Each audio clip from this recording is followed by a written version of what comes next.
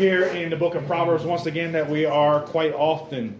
Fellas, Solomon is the writer of Proverbs. Solomon is the wisest man in all of the Bible because God gave him that supernatural wisdom.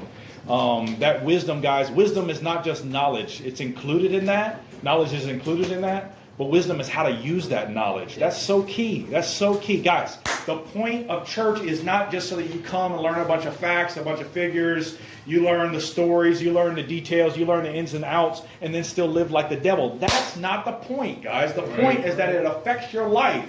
Hey, what happens at church should not stay at church. What happens at church should affect you at home. It should affect you at school. Should affect you in your neighborhood. Should affect you when you're with your friends. Should affect you in every regard of life. Guys, we've got to have wisdom. And if you're looking for wisdom, Proverbs is a great place to look because it comes from the wisest man in the Bible who ultimately got it from God. All wisdom truly comes from God. But this is an intriguing passage to me. I just want to pick up the first couple words of verse number 30. He says, I went by the field of the slothful. This is Solomon personally. He's saying, I walked by this person's field and I observed some things. And you know what he's saying? I learned from it. We'll get into the story. But he's saying, I learned from it. Guys, you know what that tells me, Aiden? He continued to learn. He continued to learn. He didn't get to a certain point. Guys, he had tremendous wisdom. More than all of us combined in this room. Like, he had amazing wisdom. But you know what? He walked by something in just a normal, everyday occurrence, Ethan, and you know what he said? He said, I can learn something from that. Yeah. And he bettered himself as a result of it. Hey, guys, are you continuing to learn? Mm-hmm. It was said during one of the messages today. Listen, maybe one day you can be a preacher and teach others and all those kind of things. I know what you're saying. I agree with you. But don't think once you get to that point that you're done. Yeah. That you can throw it in cruise control and you're good the rest of your life. Oh. If you think that, you will cruise right into a brick wall. Yeah. You got to keep learning. You got to keep growing. You got to keep improving. You got to keep stepping it up. That's what Solomon does. He's continuing to learn. But guys, I'll explain this as we unpack it. But to me, this is a very rare approach that he has. He learns from something that a lot of times people in his position would just pass on by and not think twice about it. We've talked about before, there's positive and negative examples, good and bad. And guys, let me just challenge you with this. Copy the right things about good people. Amen. Okay? And then, as should be obvious, we should avoid the bad things that we see that are wrong in people. I know my dad would say this years ago. Some people would look up to the great preachers of yesteryear, like Jack Hyles and different ones, and we still listen to some of those messages. Amazing preachers, guys. But, you know, people have distinctive things about them, and my dad would always get on the fact that sometimes people would copy the wrong things about these great preachers. Yeah. You know, the little pet peeve that preacher has, then this, you know, small preacher that's coming up in the ranks, he's like, yeah, I'm going to follow that. It's like, you're missing the point, guys. You're missing the point. You got to copy the right things about him. In that case, with that man, Jack Hyles, if you've never heard that name, he was a great pastor in the Chicago area, Hammond, Indiana. Biggest church, I think, in America. Like, it was amazing. Running buses, has a college. Like, it was amazing. He died a long time ago. But guys, his legacy still lives on. But you know what his life was about? It was about soul winning. You know what his life was about? It was about preaching the word of God. He had convictions. He lived pure and those kind of things. But some people would copy the little mannerisms that he had that mean nothing. Mm-hmm. If you ever hear Jack Hyles preach, he said, and the Bible says, and some guys would copy that stuff from him. They'd go back to their little church back in Podunk, Kansas, and then let's open our Bible. That doesn't help you. You know what you should copy from that guy? His soul-winning fervor. You know what you should copy from that guy? His prayer life. You know what you should copy from that guy? His passion for the Word of God and his love for Christ. That's the stuff we need to copy. So I'm just saying, guys, we do it in basketball, we do it in football and baseball, but listen, no one is a perfect person except Jesus Christ, right? The God-man. So in every person, there's going to be good qualities, there's going to be bad qualities. Copy the good things. Copy the good things. Listen, you shouldn't copy, man, that guy bosses everybody around. I like that. No, that's not a good thing. All right? That's just an example, but there's a lot of areas we can touch on with that. But copy the right things. Hey, guys, it would be a shame if you copy some basketball player's move more than you do the godly traits of someone in the church. Yeah. Hey, I'm not against the basketball, but listen, your life is so much more important than how you can dribble or how you can shoot or a certain move this guy makes or how he runs or how he cuts or whatever. Yeah. Guys, that's not going to last. Listen, some of the greatest athletes there have ever been, how long do they get to play? 20 years, 25 years? That's it. And then it's over. Yeah. And then they talk about how great they were. You know, it's amazing. Once guys retire, they get a lot better than they were when they played. You know, and then they join ESPN and talk about how all the stars aren't so good as them. And I'm like, when you were in the league, no one ever heard of you. You were on the bench the whole time. Like, then you're like, you get on ESPN. Well, I think, you know, Patrick Mahomes should have. Like, dude, you can't shine Patrick Mahomes' shoes. Like, get out of here with that. Makes me mad. Copy the right things about people and avoid the wrong things, guys. Listen. If someone has a good trait about them and they have some skill, they can do this and that, but they have a bad attitude, copy the right things, avoid the wrong things. Yeah. Right. All right? Yeah. And again, we could go on that. But Solomon is continuing to learn. Here's the message today, guys. Watch and learn.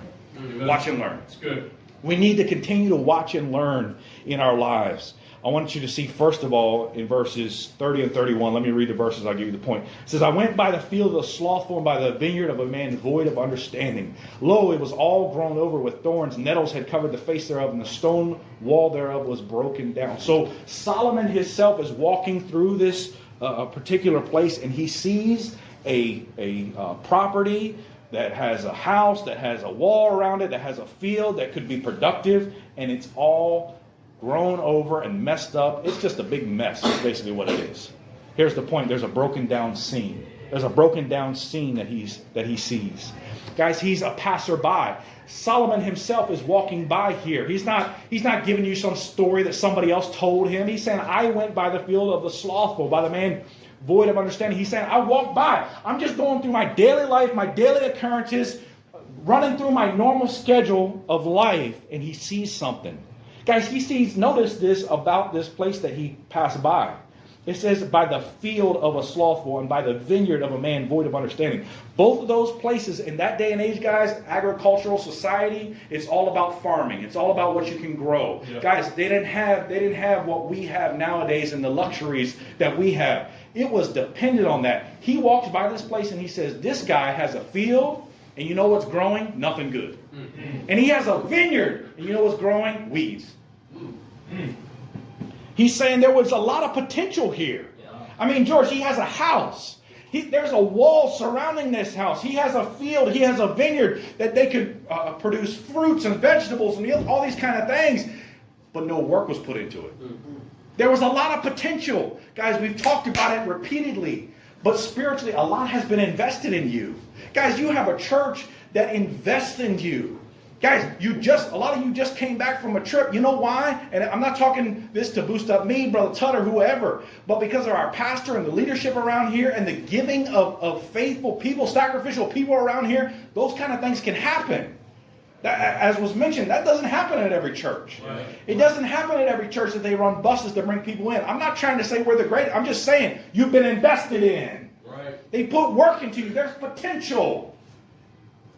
Solomon walks by this place. He said, Brother Tut, this is a nice property. This is a nice piece of ground, but nothing good is happening here. And you know what he sees? He sees a scene that's pitiful. I mean, guys, he passes by this place. He sees the potential of it, but what's growing? He says in verse 31, it's all grown over with thorns. Thorns don't produce any money, guys. You can't sell thorns down at the marketplace. You can't get on Amazon and say, I got some thorns. Anybody trying to buy that? Nobody cares about thorns. The only thing we care about with thorns is getting away from them. It says it was all grown over with thorns and then nettles. That's talking about weeds and bramble bushes. Things that are just of no value, of no profit. It's no good. It covered the face thereof. I mean, this place is covered with thorns and weeds. That's what you want. No, it's not. That's the last thing you want. It's pitiful. Guys, it's unprepared. You know why? Because there's no effort put in. You know why? Because there was no trying put in. And it's unproductive. It's only productive in things of no value. Yeah. Hey guys, listen. I know we hit on these things a lot, but please listen to me. All right? Please listen. I'm not going to try to blow you guys away today with a long message. But please listen. Don't be productive in things that are of no value. Right? Yeah. I think Jaden touched on it. But guys, you can play a video game for 6 hours today, but that's not going to really help you at all in life. Mm-hmm. Hey guys, why don't you take just a portion of that time and get in your Bible and study something out? Mm-hmm. Hey, if you struggle with pride, why don't you study it out in the Bible and see what God says about it? Right, that's good. Sometimes, listen, I'm not trying to beat anybody up, but sometimes, Brother Tut, we're waiting for the Sunday school teacher or the pastor to give us a long sheet of verses. Mm-hmm. Well, just let him tell me what all the answers are. Let God tell you what all the answers are. Right. You have a Bible yourself. Get in there. Get some work done. Is it that we walk by your Christian life and it's all grown over? Mm-hmm. There's thorns. You're only productive. I'll tell you, some guys, they never do anything productive around here, but they sure are good about disrespecting their parents. So there's a lot of thorns growing up in that life. Wow. If we need something to get done, we do not come to you, certain people, because we know nothing proper. It's going to be complaining the whole time. Man, I can't keep doing this. You know, you're 14 and you're acting like you're 87 or something. Like, come on, bro. Step it up. You know, you're over here like, man, my back.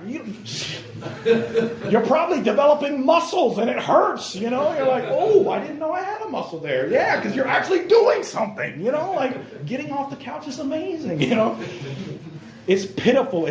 This field is unprepared. You know why nothing good came from it? Because no work was put into it. Hey guys, you want something good to come out of your life? What work are you putting into it? Yeah. Hey guys, we all want to know the Bible. Do you ever work at memorizing verses? Mm-hmm. We all want everybody in our neighborhood to get saved. Do we ever try to give out tracts? Do we ever pray? I'm not trying to beat anybody up because, man, I do not live the Christian life anywhere close to perfect. But do we put work into it? Right. Man, Brother Todd, I struggle with this area. We have that happen a lot of times. Guys come to us. And that's fine. We want to help you and we want to pray for you. But what work are you putting into it? Because, guys, sometimes I've seen this happen for a long time as a youth pastor. Sometimes people come to you and you're more concerned about their problem than they are. Mm-hmm. You put more prayer into their problem than they do. Wow. That's not going to get us anywhere. Right. It's gonna wear the spiritual leader out, and it's really not going to do a whole lot for that person because they're not putting work into it. Right. It's pitiful. It's unproductive. It's only productive in the wrong things. And it's unprotected. The end of verse number 31, the stone wall thereof was broken down. It's unprotected. Guys, people could come and go as they pleased on this property.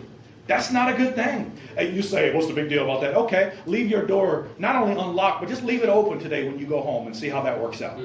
That's not a good plan. Yeah. That's not a good plan. You're gonna get weird people coming in. You're gonna get some weird creatures coming in, weird animals. Talk about bugs. You're gonna get a whole lot more than you bargained for, buddy. You're gonna be calling Terminex. Excuse me, can you come by my house? Listen, you know what you need to do? You need to put up a defense. This guy has no protection.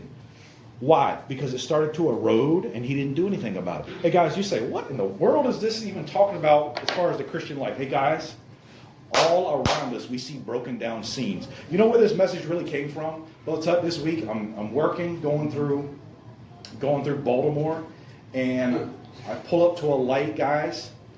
I don't even want to really get into deep into describing it. This lady was obviously on drugs, and it was horrible, the condition that she's in. And immediately this passage came to my mind. Watch and learn. Watch and learn. Hey guys, can I tell you something? That poor lady that was in that situation, it wasn't that we're just better than her, that we're just smarter than her, that she's just dumb, that she's just an idiot, and we're all so much better than her. You know why she's in that condition? Choices. Yeah. Yes. Choices. You go. Choices. And you say, Brother Tom, I'm never going to be a drug addict. Maybe you won't. But all of us have the potential to blow up our lives. You know why? Yes. What it's called? The flesh. Yeah. I have that potential and you have that potential. I don't care how long you've been in church. I don't care if you do a 5-minute message. I don't care if everybody thinks well of you. That potential is still there, and it'll be there till the day we die and go to heaven. Yes. We've got to be on guard. We've got to be careful about this thing, guys.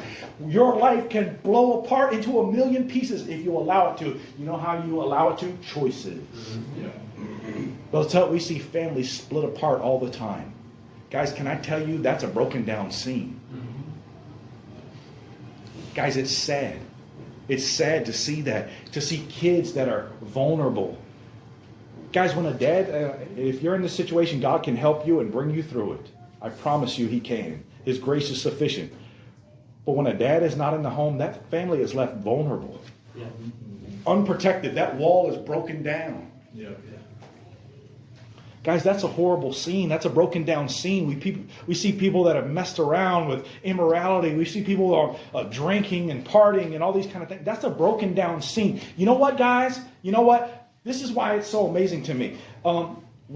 Solomon is the king. He's rich. He's got it all together in his life.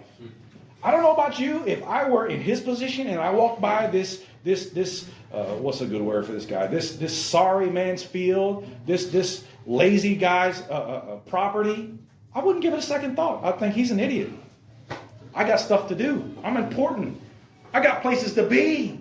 People look up to me. And we wouldn't give it a second thought. You know what? He stops and looks at it and says, you know what? I can learn something from this. Wow. That's rare. That's rare, because sometimes, guys, we see people in a rough situation and we should give them tracts and we should pray for them. But we need to learn from it. Yes. And he stops and says, man, let me pay attention to this situation so I can learn what not to do. Yep. That's important. Guys, we need to trace it back to the root. Hey, guys, and maybe not in 100% of the situations, but in a lot of these situations, I'll just say it flat out, that a family is split up. And again, I'm not trying to poke fun, be mean or cruel or anything of this sort. Please, I would just want us to get thinking. Families are separated and blown apart. A lot of the situations, not everyone, but a lot of the situations, because of a man's lust. Yeah. Wow. Brother Todd, I see some things sometimes, I think, man, it's so sad. Yeah. So sad. And you know what, guys? If I'm an idiot and if I'm stupid and if I follow my flesh, I can do the exact same thing. Sure. And somebody can look at my life years later and say, that guy used to be the youth pastor, that guy used to preach, that guy, look at his life now. Whew. Man, watch and learn. The broken down scene. Point number 2, the bearing down and study. Verse number 32.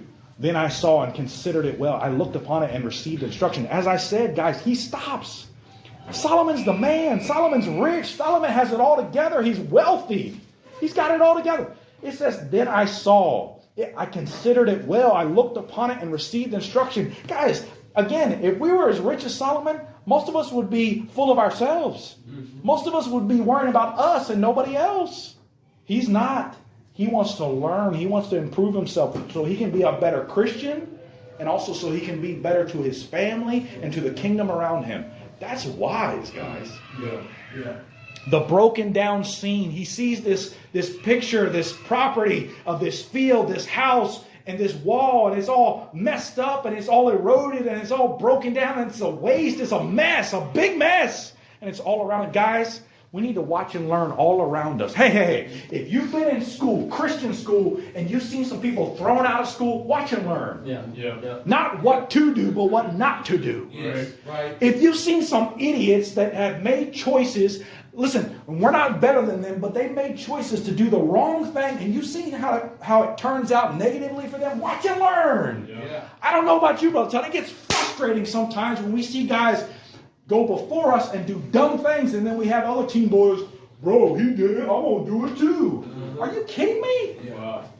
It's like those scary movies when people are, oh, let's go down this way. It's a dark hallway, and there's terrible screaming coming from the other end, and you're in the living room like, what are you doing? That's so dumb. Yeah. We do it a lot of times in our Christian lives. Yep. Man, he stood up to the teachers. He was stupid. He would always back talk them, and everybody thought he's cool. And now he's not here anymore. Does 2 and 2 go together in your mind? Right. I'm not talking down to anybody. I'm just saying let's learn from that. Yeah. That's not a good thing to do. That's a bad thing to do when he's back talking the teacher.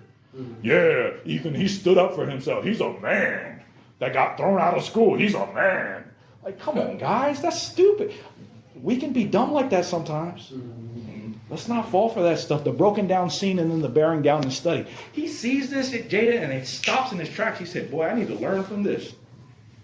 Because I could be the same way. Yeah. The same thing could happen to me. What does the Bible say? Wherefore let him that thinketh he standeth take heed lest he fall. Watch out, watch out, watch out. Learn. Learn from these things. He says, In verse 32, that he was bearing down in study, the response of the individual. Again, guys, this is astounding to me. It's remarkable. It's rare. Because we would be, you know what we're good at? And me too. We get caught up either in our own busy life, and we're just focused on us, man. I got to do this. I got to go here. I got to buy this. I got to go home. Blah, blah, blah, blah, blah, blah. Got my plans for today. And that's fine, guys. But you know what? He sees something and he gets something from it spiritually. And he says, you know what, Ethan, I can be better. If I pay attention to that, I can learn something and make me better. Wow. That's rare. Or we can get caught up in what's popular, what everybody else is doing. And guys, we never stop and say, God, what are you trying to teach me from this situation? We're so worried we got the phone in our hands and we never look at life going on around us. And again, it's been mentioned so many times recently, but guys, don't be fooled by what Facebook says and by what Instagram, the pictures on there and all this kind of stuff, Twitter, X, whatever they call it. Yeah. All right? Listen, guys, don't be fooled by that stuff. These people going to parties and drinking and around girls with barely any clothes on. Don't be fooled by that stuff. Right. They don't show the wages of sin. They don't show that when the pleasures of sin are over, what the real story is. You're just looking at their picture when they're smiling, when the pleasures of sin are present. They don't last very long.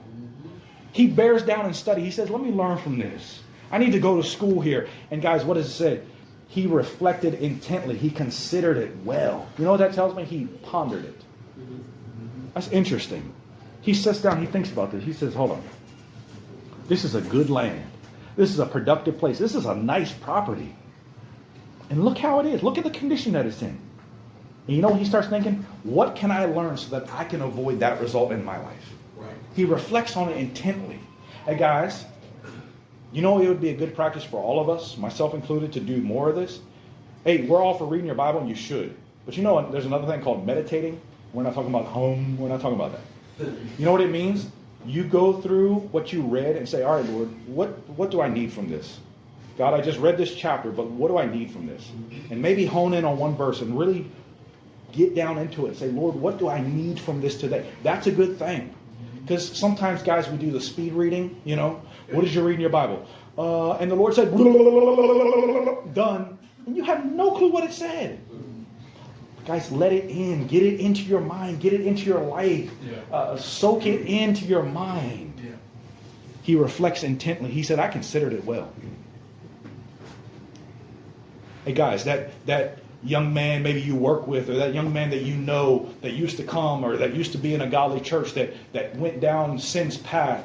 Hey, have you considered it well? Not to follow him, but to say, man, look at where it leads. Mm. How did it start? Did he have an attitude with his parents? I better avoid that. Ethan, did he listen to wicked music that maybe no one knew about, but he did it in secret? I better avoid that. Yeah. Did he have some friends that were steering him in that direction gradually? I better avoid that. Did he always have an eye for the cheap girls? I better avoid that. Yeah. Did he have social media and he's always clicking on this picture and that picture that he shouldn't be looking at? I better avoid that. That's what he's saying. Yeah. I considered it well. What steps did he take, Jaden, that ended him up over there? I don't want to take those same steps. Guys, because if you take the same steps, I don't care what color you are. I don't care how long you've been coming to this church. I don't care if you have nice clothes on. I don't care if you know the Bible. If you take the same steps as that dude, you're going to end up in the same destination as that dude. Yeah. Let's be honest about it. Sometimes we'll say, oh, I've grown up in this church. Who cares? The devil's got his eye on you if you've been growing up in this church. If you're making any kind of difference for the Lord, he's got his eye on you. And he's going to make sin look good. He wants you to follow those steps. Yeah. The broken down scene, the bearing down and study. He says, I got to learn from this. And what does he say at the end of the verse? I looked upon it and I received instruction. You know what he's saying? I got something from it. The light bulb came on. He said, you know what, Ethan, I learned from that. I got something from it. And he's resolved to improvement. Hey, guys, you know what Solomon has to realize? And I'll move on to the last point right after this. You know what he's realizing? George, he's saying when he receives instruction, you know what he's saying? I can make myself better if I learn from this situation. What is he admitting there, guys? That he hasn't arrived. Right. He's admitting, I got room to grow. I can get better. I haven't hit the ceiling of my spiritual life. I can go farther. I can go higher. Kevin, that's a big step right there. Because some people think, no, dude, I know. We wouldn't say it because it doesn't sound right.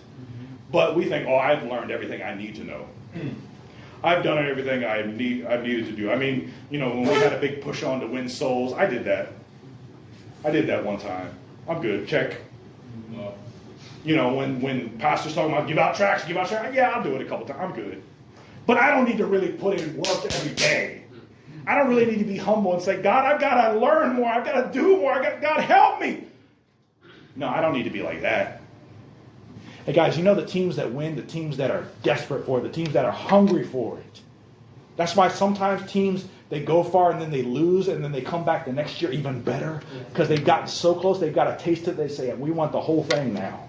Yeah. Hey, guys, where's that hunger? Where's that desire in the Christian life?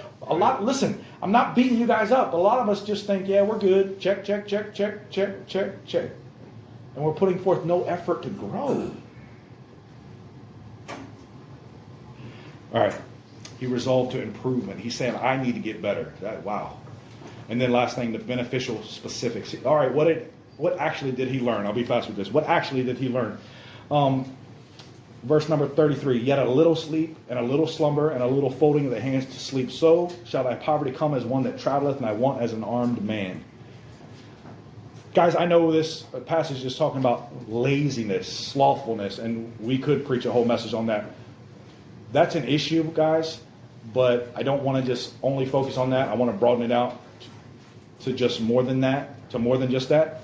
The beneficial specifics. What did he learn from it, guys? He learned that the process is small. He says little 3 times in verse 33.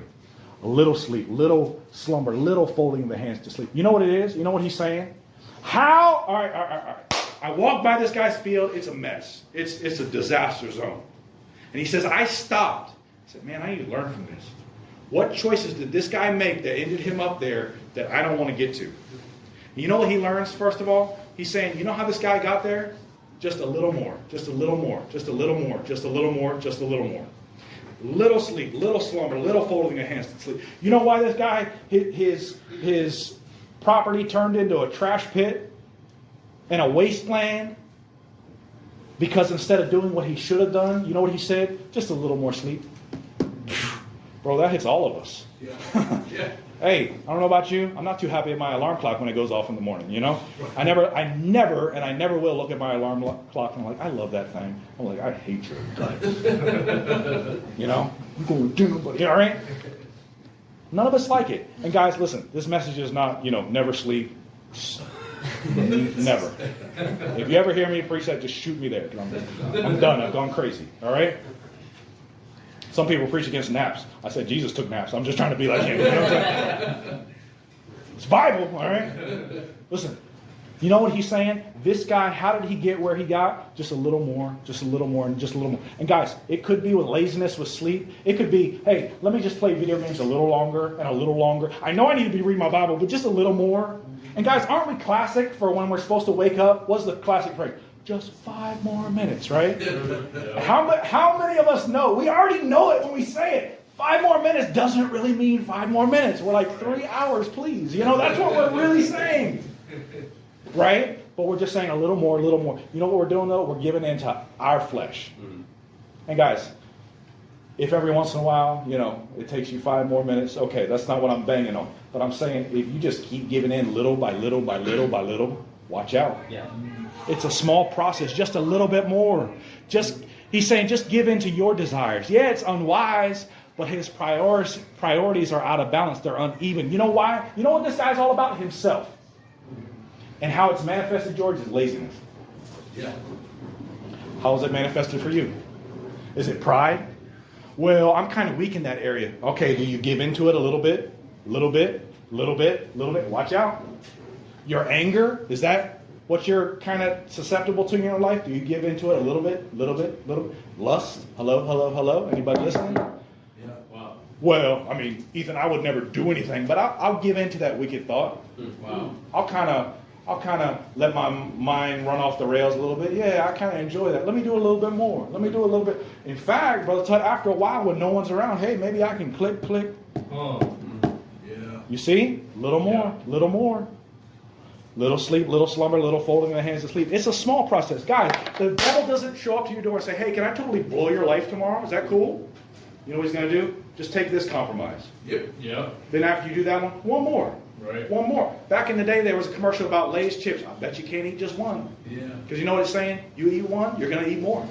You're going to be like, wow, just one more won't hurt me. One more. And then 300 more will hurt you, right? Let's be honest about it. Yeah. But you know what they're saying? If you just taste it once, we know you won't stop there. Yeah. Can I tell you, that's what the devil has in his mind too. Just have one. One can't hurt you. But you know what he's saying? I bet they won't eat just one. Yeah. It's a small process, and guys, the product is sudden. Verse number 34, you know what it's saying? So shall his poverty come as one that traveleth, and thy want as an armed man. You know what it's saying? You know what he does? Let me just sleep a little longer. I know I should be working out there. I know I should do things to cultivate the field. A little more sleep. A little more giving into my flesh. A little more giving into my laziness. And he keeps doing it, keeps doing it. You know what, guys? One day, bam, he's poor. Yeah. He lives in poverty, and it's too late to do anything about it. You know why? Just because a little bit more. That's why. When it's saying the product will come suddenly, this is what it's talking about. His poverty will come as one that traveleth. To travel in that day and age was a dangerous thing. Hey guys, when somebody jumps you and robs you, you don't expect it. You know? Right. And that's what he's saying. This guy's just traveling, has no clue what's about to hit him, and then out of nowhere, boom, he's pounced on. And then it says, and I want as an armed man. This guy shows up out of nowhere, and he's armed with a sword. What do you want? He didn't expect it. But before he knew it, it was overwhelming and overpowering him. It pounced on him. Hey guys, you know why this guy ended up where he did? The accumulation of choices. Culmination of choices. That lady I saw this week, you know how it happened? Choices. Yeah. Just a little more. Yeah. Maybe that first high. Let me try it again. It's just a little. Bam, bam, bam, bam. Just a little, just a little, just a little. And guys, let's throw it this way real quick. Spin it this way. You know, we're talking about vices and wicked things to do. You know what some people do? Man, I know I should be in church, but just 1 week won't hurt me. Yep. And then next week, it's just one more week. I'll get back. Guys, this is how it happens. And then we look at a life, George, years down the road and say, man, that's awful. That guy's life is jacked up. Man, how'd that happen? Little by little by little. Hey, guys, let's put the Lord first on purpose. Let's stay away from sin on purpose. And let's get after it, guys. You know what? All around us, we see lives that are destroyed. And guys, again, we're not gloating about that. We want to try to help them. But you know how it happens? Choices. Yeah. And you know what we need to do? Watch and learn. Yes, sir. Hey guys, don't just pass through life, thinking about worthless things. Let's look at lives and say, man, and by the way, if someone's been a success in a certain area, watch and learn from that too. Yeah. Say, why has that person become a success? And learn the good traits about them. And then people that are on the downside of things say, what are those choices that led up to where they are now? And guys, let's watch and learn. Don't just go through life unaware, not caring, whatever, it doesn't matter. No, it does matter. Because you know what? You can end up in that situation. We don't want you to. But you know how you avoid it? Watch and learn. Yes. But you know what? I'm not going to follow you around all week and say, Keegan, you see that? You see that? And this is what you need to learn from. No. You got to do that for yourself, and I got to do that for myself. We got to learn from it. And guys, we've got to ask God, how can I take the things that I see, and God, to avoid those bad choices so I don't end up in that, and so that I can honor and glorify you. Guys, that's what it's all about. All right, let's watch it.